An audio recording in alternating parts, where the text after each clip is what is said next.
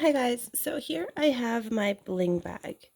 This bag has $800 in retail and jewelry in it.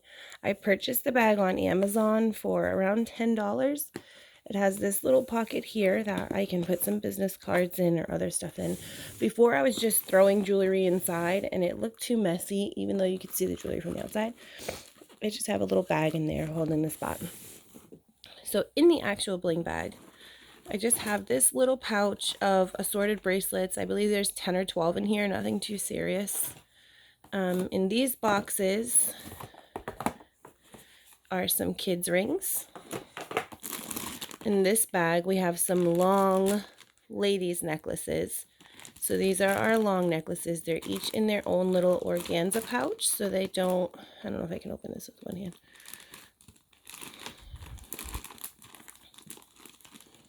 Maybe, maybe not. So much for that being fast. Okay, so they're each in their own little pouch so that they don't get tangled up, and you can just pull that right out. Let me see if I can open it for you.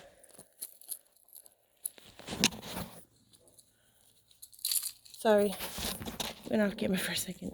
So if you open that, they pull right out, not tangled or nothing. I am doing this with one hand, or it would have been much easier to show you guys that. I'm just going to cinch that back up. Toss back in here and get it out of the way. Down here, we have a bag of kids' earrings and a bag of kids' bracelets. This bag is a bag of new short necklaces because I kind of ran out of time to package things, but I didn't need to put these in organza bags because they're all in the original packaging, but I did go and remove the staples from them so nobody would accidentally pull them out and break them. So there's 12 necklaces in there. This box here you may recognize as the Starlit Shimmer boxes. I just took some scissors and made the holes a little bit bigger. So let's see if I can get you them side by side. So you only have little tiny slots for Starlit Shimmer rings. We just use some scissors, cut them a little bit bigger, and you can fit 10 adult rings in there. So those are the rings. In these books,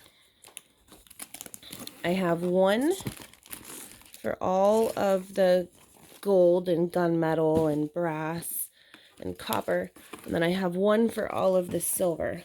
My son must have not have put the cover on this one like I thought he did. So in here, they're a little jumbled up because a lot of people have been looking at them this week. But each necklace has its own page, and it's displayed on the cardboard where you can see it and kind of see how it spreads out and moves around. And it's a little better than just being in the regular plastic packages. And then if somebody buys it, they have your business card and stuff right in there. So I believe I fit 15 necklaces in here without it being too bulky. As you can see, they don't close fully, but it's still enough that if you had a bag like this, you could still fit them in there. So this is just the piece from the shipping box. So as you can see, they're all kind of just, this one's a little always jumbled because that's a really thin chain. But you just sort them out, let people shop. You can even take these little pouches and stand them up in a box or something. You don't have to put them in a bling bag, but these are in bags inside of there. And these bags are resaleable at the top. So if you want to, you can pull these right out. You don't have to keep them in the book or say you can't open them. They come out in and out easily. The last item is my earring binder. So this is a 3-inch binder. It is filled to capacity, but it has 10 pages inside. So our first page is a page of studs. Then we have a page of my last 2 studs that I wanted to throw in there, and 3 pairs of clip-on earrings. So these are the only 4 empty holes in my binder. If you make something like this, I would suggest filling every single hole. That way, if you go out and you come home and you're not entirely sure what you sold, you can go back and you say, oh, I have an empty space here, or I have an empty space here, and you know that there's jewelry missing or jewelry that you sold. So this is my page of studs. I still have to fill it in a little bit. This is the only one that's not full. Next, I have gold earrings, And you'll see they are in little protective sleeves inside. That kind of keeps everything together and makes it easier to slide them in and out without having to fiddle with them. And it also, the extra bit of packing, like that extra bit of plastic around it, helps it stay in the pocket better versus being the earring itself. Like this one is the earring itself, and it slides much easier than the ones that are in the package. So gold, copper, brass, gunmetal, and then in the end we have 1, 2, 3, 4 pages of silver. So there is 90 pairs of earrings in this binder when it's completely full. I have 86 right now because I'm missing these 3. So I don't know if I'll be able to pack it all up with one hand. I might, because I mean it does all fit. I've packed it multiple times. So it's not too hard once you get it organized and in place. So my long necklaces, my kids' items, short necklaces, bag of bracelets on top, and all that I'm missing is the ring boxes